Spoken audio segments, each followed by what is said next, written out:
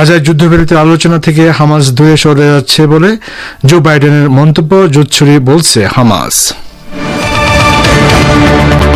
ছাত্র আন্দোলনে হেলিকপ্টার থেকে গুলি, শেখ হাসিনা ও সাবেক বিচারপতি খায়রুল হকের বিরুদ্ধে হত্যা মামলা দায়ের। এবং ধর্ষণ খুনের বিচার দাবি, ভারতের পশ্চিমবঙ্গে আরজি কর হাসপাতালের চিকিৎসকদের প্রতিবাদ মিছিল অব্যাহত। আসসালামু আলাইকুম। সংবাদ শিরোনামগুলো শুনলেন, এবার বিস্তারিত পরিবেশনায় আছি আমি বাবুল আখতার। ইসলামী প্রজাতন্ত্র ইরানের জাতীয় সংসদ মজলিস দেশের নতুন মন্ত্রিসভা অনুমোদন করেছে। প্রেসিডেন্ট মাসুদ পেজেশকিয়ান মনোনীত মন্ত্রিসভার সদস্যদের বিষয়ে 5 কর্মদিবসে বিস্তারিত বিতর্ক ও পর্যালোচনা শেষে এই অনুমোদন দেয় মজলিস। পেজেশকিয়ান নতুন মন্ত্রিসভার জন্য 19 জনের নাম প্রস্তাব করেছিলেন, তবে একজন বাদ পড়েছেন বলে জানা গেছে।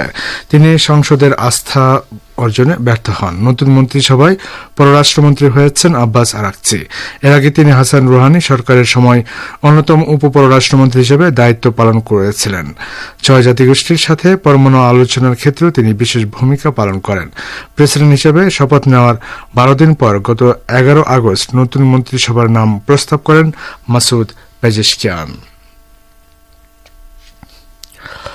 ইরানের ইসলামী বিপ্লবী গার্ড বাহিনী বা আইআরজিসির সাবেক প্রধান মোহসেন রাজাই বলেছেন, ফিলিস্তিনের হামাস নেতা ইসমাইল হানিয়ার হত্যাকাণ্ডের বিষয়ে ইহুদিবাদী ইসরায়েলকে ইরান অবশ্যই প্রতিশোধমূলক জবাব দেবে এবং তা হবে খুবই হিসেবি। গত 31 জুলাই তেহরানে ইসমাইল হানিয়া ইহুদিবাদী ইসরায়েলের গুপ্ত হত্যার শিকার হন। সিএনএনের সাথে এক সাক্ষাৎকারে মোহসেন রাজাই বলেন, আমরা সম্ভাব্য প্রতিক্রিয়া কি হবে তা বিবেচনায় নিয়েছি এবং চোরাবালিতে ডুবন্ত ইসরায়েলের প্রধানমন্ত্রী বেনিয়ামিন নেতানিয়াহুকে আমরা বাঁচানোর সুযোগ দেব না। তিনি বলেন, ইরান সঠিক সময়ে এবং সঠিক জায়গায় ব্যবস্থা নেবে। জাতিসংঘ সনদের 51 অনুচ্ছেদের উপর ভিত্তি করে আমাদের আত্মরক্ষা করার অধিকার রয়েছে। মোহসেন রাজা আরও বলেন, যদি কোনো জবাব না দেওয়া হয় তাহলে ইসরায়েলের অপকর্ম অব্যাহত থাকবে, অতএব প্রতিশোধ নেওয়া হবে। মোহসেন রাজাই বর্তমানে সরকারের বিভিন্ন শাখার প্রধানদের অর্থনৈতিক সমন্বয়ের জন্য গঠিত সর্বোচ্চ পরিষদের সচিব হিসেবে দায়িত্ব পালন করছেন। ইসরায়েলের বিরুদ্ধে ইরানের জবাব কেমন হবে এমন প্রশ্নের জবাবে তিনি বলেন, ইরানের জবাবের পর সব পরিষ্কার হয়ে যাবে। গাজা উপত্যকায় যুদ্ধবিরতি প্রতিষ্ঠার আলোচনা থেকে হামাস দূরে সরে যাচ্ছে বলে মার্কিন প্রেসিডেন্ট জো বাইডেন যে দাবি করেছেন তাকে জোচ্ছুরি বলে প্রত্যাখ্যান করেছে হামাস। সংগঠনটি বলেছে, এই বক্তব্যের মাধ্যমে অবরুদ্ধ গাজা উপত্যকায় ইসরায়েলকে গণহত্যা চালিয়ে যাওয়ার সবুজ সংকেত দিয়েছেন মার্কিন প্রেসিডেন্ট। জো বাইডেন মঙ্গলবার দিনের শুরুতে দাবি করেন, ইসরায়েলি প্রধানমন্ত্রী নেতানিয়াহু গাজায় যুদ্ধবিরতি প্রতিষ্ঠার সর্বশেষ প্রস্তাব মেনে নিলেও হামাস যুদ্ধবিরতি মেনে নেওয়ার কোনো ইচ্ছা দেখাচ্ছে না। মার্কিন পররাষ্ট্রমন্ত্রী অ্যান্টনি ব্লিংকেন সোমবার তেল আবিবে নেতানিয়াহুর সঙ্গে বৈঠক করার পর বাইডেন ওই ঘোষণা দেন। ব্লিংকেন গাজা যুদ্ধ শুরু হওয়ার পর এই নিয়ে নভেম্বরের মতো ইসরায়েল সফর করছেন। বাইডেনের বক্তব্য সম্পর্কে হামাস এক বিবৃতিতে আরও বলেছে, মার্কিন প্রেসিডেন্টের ওই প্রতারণাপূর্ণ দাবি সংগঠনটির প্রকৃত অবস্থান তুলে ধরছে না। হামাস বহু আগে থেকেই গাজায় একটি যুদ্ধবিরতির আহ্বান জানিয়ে আসছে। কাজেই বাইডেন যে দাবি করেছেন তার মাধ্যমে এই উপত্যকায় আরও ভয়াবহ অপরাধযোগ্য চালিয়ে যেতে তেল আবিবকে সবুজ সংকেত দেওয়া হয়েছে।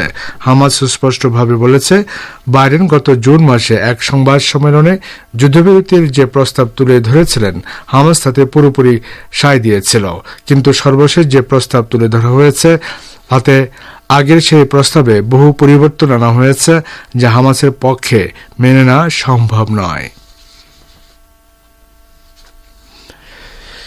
ইহুদিবাদী ইসরায়েলের বিরুদ্ধে চলমান লড়াইয়ে পাশে থাকার জন্য লেবাননের প্রতিরোধ যোদ্ধাদের প্রতি কৃতজ্ঞতা প্রকাশ করেছে ফিলিস্তিনের ইসলামী প্রতিরোধকামী সংগঠনগুলো। বিজয় সম্পন্ন না হওয়া পর্যন্ত এই লড়াই অব্যাহত রাখার উপর জোর দিয়েছে এসব সংগঠন। গতকাল ইসলামী জিহাদ আন্দোলনের সামরিক শাখা আল কুস ব্রিগেড প্রকাশিত এক বার্তা এ আহ্বান জানানো হয়। এতে বলা হয়েছে, 10 মাসেরও বেশি সময় ধরে আমরা আপনাদের লড়াই, আপনাদের ধৈর্য এবং সবচেয়ে প্রিয় জিনিস আপনাদের আত্মত্যাগ দেখেছে, যার মুখোমুখি হতে ইসরায়েলি শত্রুরা ভয় পায়। গাজার সংগঠনগুলো উল্লেখ করেছে, চলমান যুদ্ধের মাধ্যমে ফিলিস্তিনি প্রতিরোধকামী সংগঠনগুলোকে পরাজিত করা সহ দখলদাররা যেসব লক্ষ্য অর্জন করতে চেয়েছিল তাতে তারা ব্যর্থ হয়েছে। বিবৃতিতে আরও বলা হয়েছে, বুকাও পরাজিত শত্রু গাজার চোরাবালিতে আটকে গেছে। গত 7 অক্টোবর থেকে গাজা উপত্যকায় ইসরায়েল বর্বর আগ্রাসন ও গণহত্যা চালিয়ে আসছে। এর বিরুদ্ধে এবং গাজার জনগণের সমর্থনে লেবাননের হিজবুল্লাহর প্রতিরোধ আন্দোলন ইসরায়েলের স্পর্শকাতর ও গুরুত্বপূর্ণ সামরিক লক্ষ্যবস্তুর উপর হামলা চালাচ্ছে। শ্রোতা বন্ধুরা, আপনার বিশ্ব সংবাদ শুনছেন রেডিও তেহরান থেকে, আর প্রচারিত হচ্ছে বাংলাদেশ ভারতে একযুগে 25 মিটার ব্যান্ডের। বৈষম্য বিরোধী ছাত্র আন্দোলনের সময় রাজধানীর মিরপুরে র্যাবের হেলিকপ্টার থেকে গুলিবর্ষণে একটি বেসরকারি প্রতিষ্ঠানের অফিস সহায়ক ফিরোজ তালুকদারকে হত্যার অভিযোগে বাংলাদেশের সাবেক প্রধানমন্ত্রী শেখ হাসিনা ও সাবেক প্রধান বিচারপতি খায়রুল হক সহ 5 জনের বিরুদ্ধে আদালতে মামলা দায়ের করা হয়েছে। আজ ঢাকার মেট্রোপলিটন ম্যাজিস্ট্রেট মোহাম্মদ মেহেদী হাসানের আদালতে মামলার আবেদন করেন নিহতের স্ত্রী রেশমা সুলতানা। আদালত বাদীর জবানবন্দি গ্রহণ করে মিরপুর মডেল থানার ভারপ্রাপ্ত কর্মকর্তাকে অভিযোগটি এজাহার হিসেবে গ্রহণ করার নির্দেশ দিয়েছেন। মামলার অপর আসামিরা হলেন সাবেক সেতুমন্ত্রী ওবায়দুল কাদের, স্বরাষ্ট্রমন্ত্রী আসাদুজ্জামান খান ও আইজিপি চৌধুরী আবদুল্লাহ আল মামুন। বাদীপক্ষের আইনজীবী মোরাদ হাসান সেলিম এসব তথ্য জানান। মামলার অভিযোগে বলা হয়, সাবেক প্রধান বিচারপতি এবিএম খায়রুল হক শেখ হাসিনার নির্দেশে অন্য সব আইনজীবী তথা অ্যামিকাস কিউরিটিদের মতামত উপেক্ষা করে একতরফাভাবে তত্ত্বাবধায়ক সরকার ব্যবস্থা বাতিল করেন। তার জাজমেন্ট আদালতের আকাঙ্ক্ষা উপেক্ষা করে দেশে অঘোষিত ষড়যন্ত্র কায়েমপূর্বক শেখ হাসিনা তার দোসরদের যথেচ্ছভাবে রাষ্ট্র ক্ষমতা প্রয়োগের অনুমতি প্রদান করে। এদিকে বৈষম্য বিরোধী ছাত্র আন্দোলনে রাজধানীর রামপুরার রাসেল মিয়া নামে একজনকে গুলি করা হত্যার অভিযোগে সাবেক প্রধানমন্ত্রী শেখ হাসিনা সহ 28 জনের বিরুদ্ধে মামলা দায়ের করা হয়েছে। আজ ঢাকা মেট্রোপলিটন ম্যাজিস্ট্রেট আফনান সুমির আদালতে অভিযোগ দায়ের করেন নিহতের স্ত্রী শারমিন আক্তার। আদালত বাদীর জবানবন্দি গ্রহণ করে রামপুরা থানাকে অভিযোগটি এজাহার হিসেবে গ্রহণের নির্দেশ দেন। বাংলাদেশের ছাত্র জনতার গণঅভ্যুত্থানের সময় ব্যাপক প্রাণহানি এবং হতাহতের ঘটনায় দেশ ছেড়ে পালিয়ে যাওয়া স্বৈরশাসক শেখ হাসিনা সহ জড়িতদের বিচারের মুখোমুখি দেখতে চায় জাতিসংঘ। মঙ্গলবার জাতিসংঘের নিয়মিত ব্রিফিংয়ে স্বৈরাচার শেখ হাসিনার দেখামাত্র গুলির নির্দেশে ছাত্র জনতার গণঅভ্যুত্থানে ব্যাপক প্রাণহানি এবং হতাহতের ঘটনা প্রসঙ্গে করা এক প্রশ্নের জবাবে একথা বলেন মহাসচিব অ্যান্টনিও গুতেরেসের মুখপাত্র স্টিফেন দুজারিক। ব্রিফিংয়ে জাতিসংঘের স্থায়ী সংবাদদাতা মুশফিকুল ফজল আনসারি জানতে চান, জটিল এই মুহূর্তে বাংলাদেশ যখন স্থিতিশীলতার দিকে এগোচ্ছে, সেই মুহূর্তে বাংলাদেশকে সমর্থন জানিয়ে মহাসচিব যে চিঠি লিখেছেন তার জন্য ধন্যবাদ জানায়। হিউম্যান রাইটস সাপোর্ট সোসাইটির তথ্য মতে ছাত্র জনতার গণ অভ্যুত্থানে স্বৈরাচার হাসিনার দেখামাত্র গুলির নির্দেশে 819 জনের মৃত্যু এবং অন্তত 25,000 আহত হয়েছেন, যাদের অধিকাংশ গুলিবিদ্ধ। এই হত্যাকাণ্ড এবং হতাহতের সঙ্গে যারা জড়িত, জাতিসংঘ মহাসচিব কি তাদের বিচারের আওতায় আনার আহ্বান জানিয়েছেন?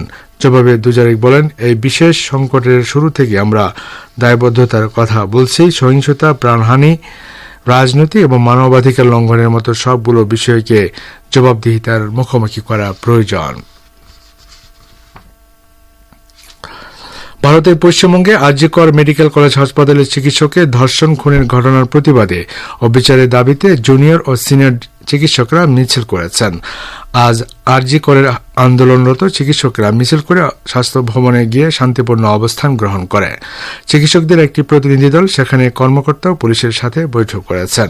এদিকে গতকাল সুপ্রিম কোর্ট নির্দেশ দিয়েছিল আরজিকরের নিরাপত্তার দায়িত্বে থাকবে কেন্দ্রীয় বাহিনী। সেই নির্দেশের পর আজ বুধবার সকাল 9টার হাসপাতালে কেন্দ্রীয় বাহিনী হাজির হয়। এর মধ্যে হাসপাতালের নিরাপত্তা নিয়ে কর্তৃপক্ষের সঙ্গে বৈঠক করেছেন সিআইএসএফ এর ডিআইজি। পরে সাংবাদিকদের জানান, কাজ শেষ হলে বিস্তারিত তথ্য দেবেন।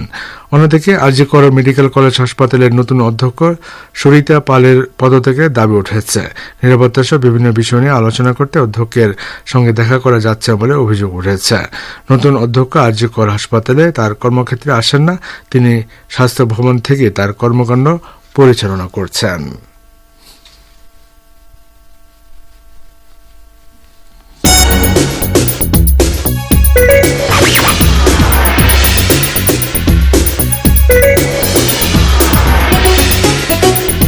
রেডিও তেহরান, খবরের সঙ্গে 24 ঘন্টা। ভিজিট করুন আমাদের ওয়েবসাইট parstoday.ir/dn।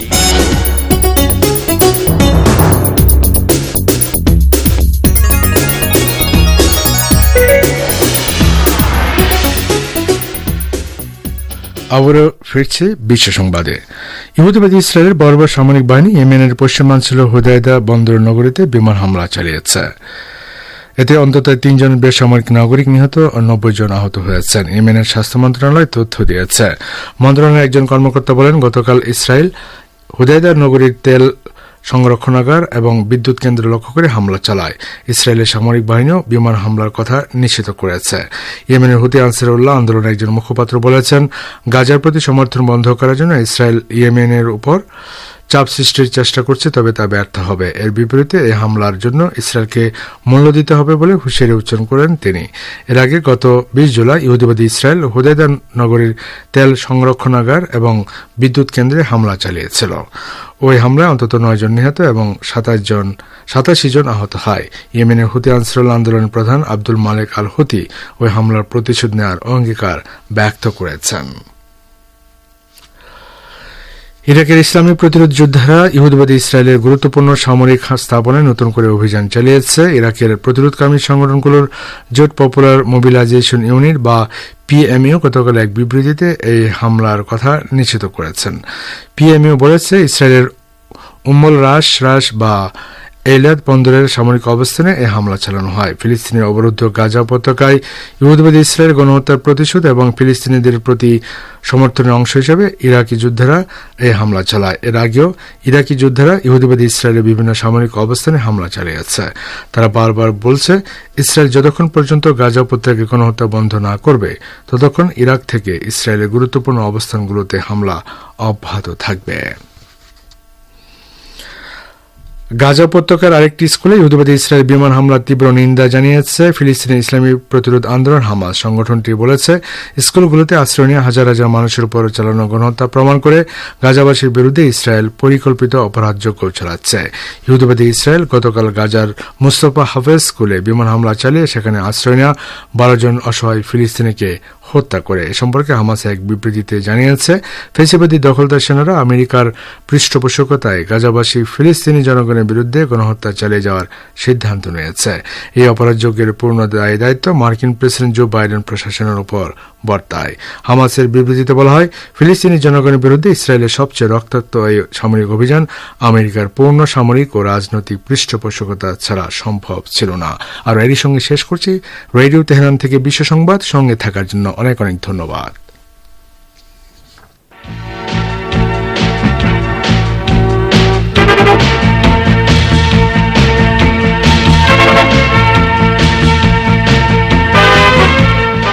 আমন্ত্রণ জানাচ্ছি সংবাদ ভাষণ অনুষ্ঠান দৃষ্টিপাতে।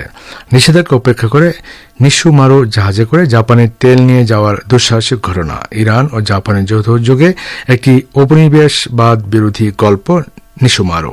এ সম্পর্কে পার্স টুডের পর্যালোচনা নিয়ে প্রতিবেদনটি শুনুন গাজী আব্দুর রশিদের পরিবেশনায়।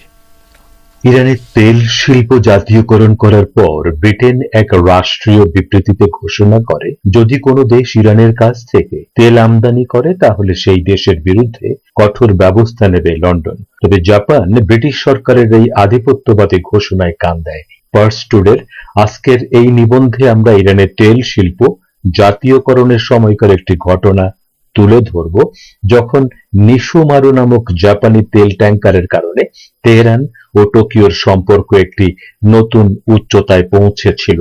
দ্বিতীয় বিশ্বযুদ্ধে আমেরিকা ও তার মিত্রদের ভয়াবহ হামলা, বিশেষ করে হিরোশিমা ও নাগাসাকি শহরে মার্কিন অ্যাটম বোমা হামলার কারণে জাপান ভীষণভাবে ক্ষতিগ্রস্ত হয়। তবে যুদ্ধ শেষ হওয়ার সঙ্গে সঙ্গে জাপানিরা তাদের দেশের পুনর্গঠনের কাজে মনোযোগী হয়। এ সময় জাপানের প্রচন্ড রকমের জ্বালানি তেলের প্রয়োজন পড়ে এবং টোকিও আন্তর্জাতিক অঙ্গনে এমন একটি দেশের সন্ধানে নামে যার কাছ থেকে সে নির্বিঘ্নে যতটা প্রয়োজন তেল কিনতে পারে। ঠিক ওই সময়ে আমেরিকা ও ব্রিটেনের কবল থেকে মুক্ত করে ইরানের তেল শিল্পকে জাতীয়করণের ঘোষণা দেয় তৎকালীন মোসাদ্দেক সরকার। এই ঘটনা ওয়াশিংটন ও লন্ডন মেনে নিতে পারেনি। তারা সম্পূর্ণ অবৈধভাবে ইরানের তেল শিল্পের উপর নিষেধাজ্ঞা আরোপ করে। ওইদিকে ওই সময় জাপানের ইদেমিৎসু কোম্পানি দেশটির তেল শিল্প, বিশেষ করে তেল শোধনাগারগুলো পুনরায় চালু করার উদ্যোগ নেয়। তারা ইঙ্গো মার্কিন নিষেধাজ্ঞা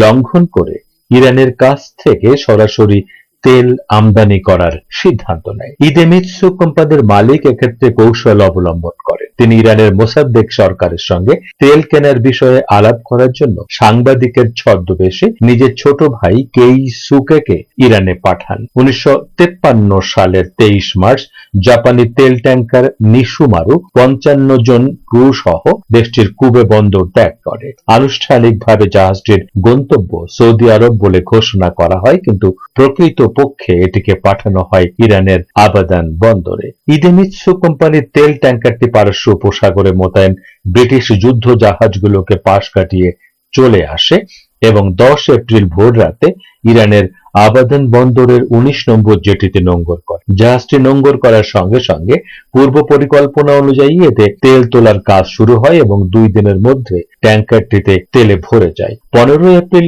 জাপানি নিশুমারু তেল ট্যাঙ্কারটি ইরানি তেল নিয়ে চরম উদ্বেগ উৎকণ্ঠার মধ্যে ব্রিটিশ যুদ্ধ জাহাজগুলোকে ফাঁকি দিয়ে সব উদ্বেগ উৎকণ্ঠার অবসান ঘটিয়ে 1953 সালের 29 এপ্রিল জাপানের কাওয়াসাকি বন্দরে পৌঁছে যায় এবং এভাবে ইরানের উপর আরোপিত নিপীড়নমূলক নিষেধাজ্ঞা প্রথমবারের মতো লঙ্ঘন করা হয়। জাপানের ইদেমিৎসু কোম্পানির সঙ্গে সঙ্গে প্রকাশ্যে ঘোষণা দেয় এখন থেকে তারা প্রকাশ্যে ইরানের কাছ থেকে তেল আমদানি করবে, আর ওই ঘোষণার মাধ্যমে আনুষ্ঠানিকভাবে ইরানের উপর আরোপিত ব্রিটিশ নিষেধাজ্ঞা অকার্যকর হয়ে পড়ে।